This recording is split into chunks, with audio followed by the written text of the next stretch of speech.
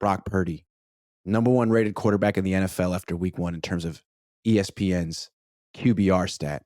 Mm-hmm. I gave him a B+ after this performance, and people pretty much canceled me. Right. I thought it was I didn't like getting B+ in school, let's be honest. It was kind of a backhanded compliment from the teacher. But what did you see from Brock in this game?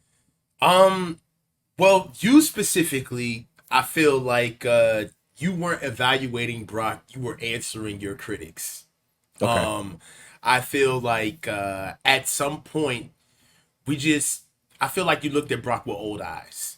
And good on you. You know, you've seen more of Brock than us, right? You watched him throughout all of training camp. You've seen him through OTAs and mini camp, and you've been kind of giving us the bird's eye view, so to speak. So it could be hard for you to understand that everything that you've been seeing throughout the off season has just been a sample set of what's really going on, right? And when he started playing, you have to look at the fact that it's a bit of a blind spot for all of the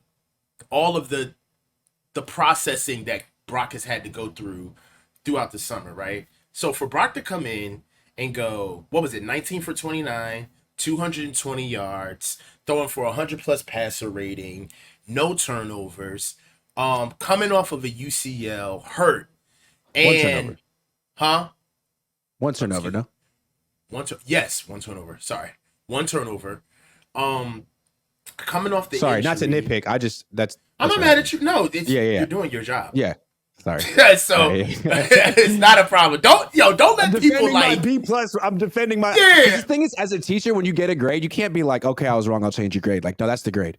That's what you got. No, the grade is the grade. You have to stand. Grade is the grade. Yeah, I gotta stand on it. Yeah. You gotta stand on it. So I look at it like this, Iggy. Like, for what you saw out of Brock, I kind of feel like you were just continuing your narrative of everything that you saw throughout the summer and just taxing it on what the game gave you. So you weren't looking at this as like a completely new atmosphere, whole new narrative, brand new level of competition.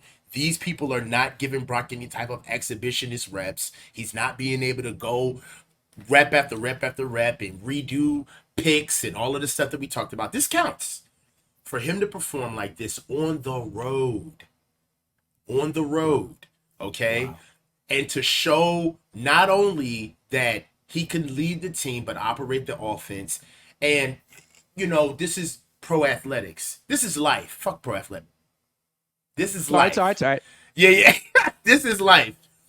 But you're either getting better or you're getting worse. You don't stay the same, right? And from what Brock showed us, you have to say that he got better. He's not worse than what he was the last time we saw him. Brock got hurt. We got to call it fair. We got to call it straight. He's not worse than what he was last year. He knows the offense. He's an actual captain. He's a leader on the team. He's processing at a high clip. And from the way I've seen the bedside manner from the coaching staff, I've never seen Kyle ingratiate himself with a quarterback like this. So you would have to say that. How has he gotten better? Huh? What have you seen? How has he gotten better from this particular game? Well, one thing he has, if I could even say it, he has more command. He has more command of this offense. I feel like he's a lot more confident in this offense. We did see a little bit of the reversing out of the back of the pocket when he gets chased down, and some athleticism, him displaying athleticism when he was rushed out of the pocket. Everything didn't go perfect.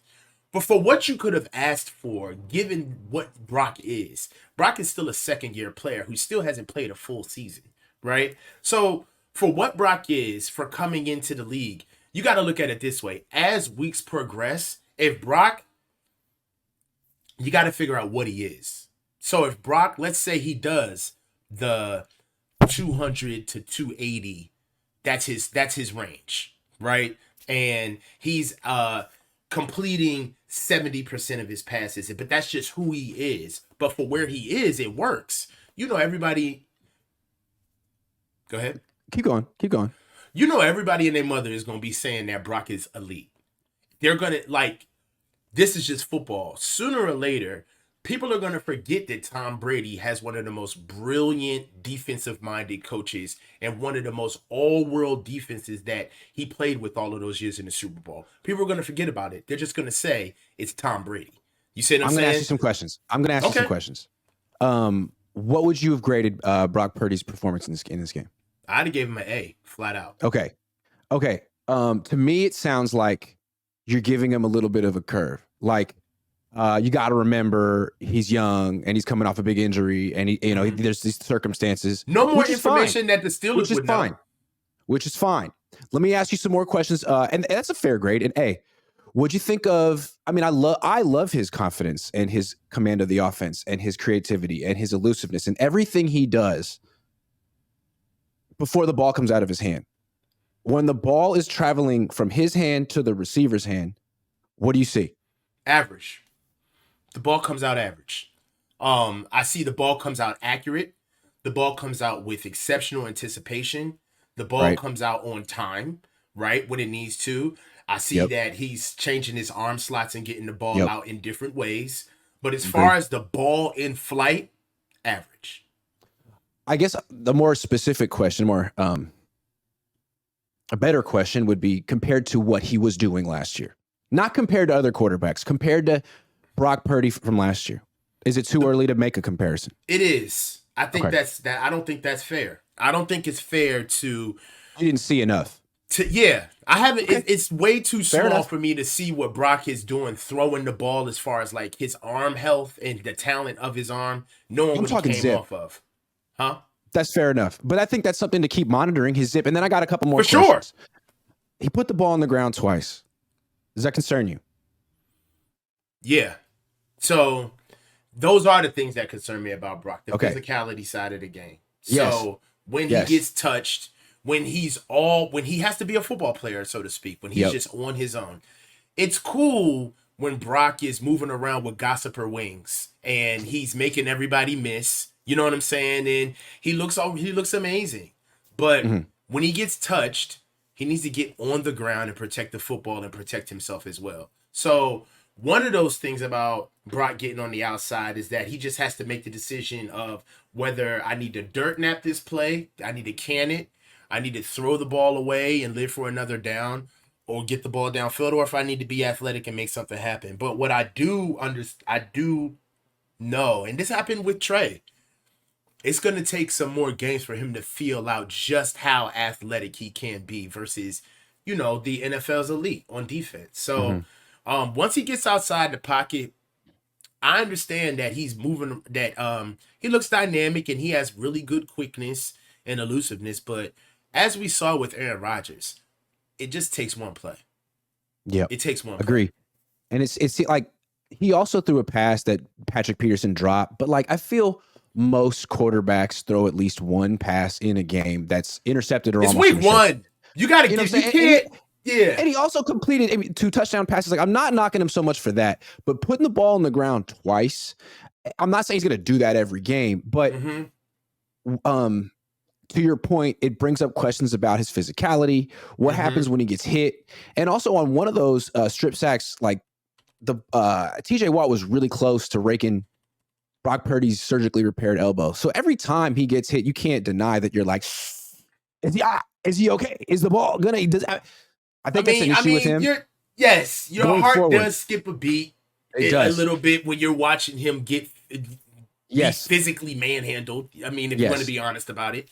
But Brock is getting paid to be a professional football player, right? And he's gonna have to learn how to protect himself on the field. So I understand that it is up to Kyle. He got like 20 more games this year. Yeah, it is up to Kyle to put him in the best positions possible. That is Kyle's job. But it is also Brock's job to understand his limitations or just how far he can go with what he wants to do athletically. And I feel like he'll fill that out. Here's where I'm at. You tell me where you're at, and then we'll move on from Brock. I mean, I'm open-minded. I feel like my brain is telling me he's not quite gifted enough to win a Super Bowl on any team. But my heart is telling me to be open-minded here. Don't write him off because look what he's doing. Look at how much success he's had. And on this particular team, with this coach And at his particular price point, like he's not making any money. Maybe he is good enough. Maybe he is good enough with McCaffrey and Ayuk and Debo and this defense. Sure. So maybe the question more is, can they keep him healthy? Can he stay healthy? He's got to do this 20 more times. That. Maybe that's the better question. That. Yeah. Because remember, like, I was thinking about this with the Seahawks and Russell Wilson. When he was really young and he wasn't making a lot of money, he was more than good enough on that team. And then he started making $35 million a year, and then he wasn't quite good enough at that price point. I don't know. Maybe Brock Purdy is good enough right now. This team is incredible.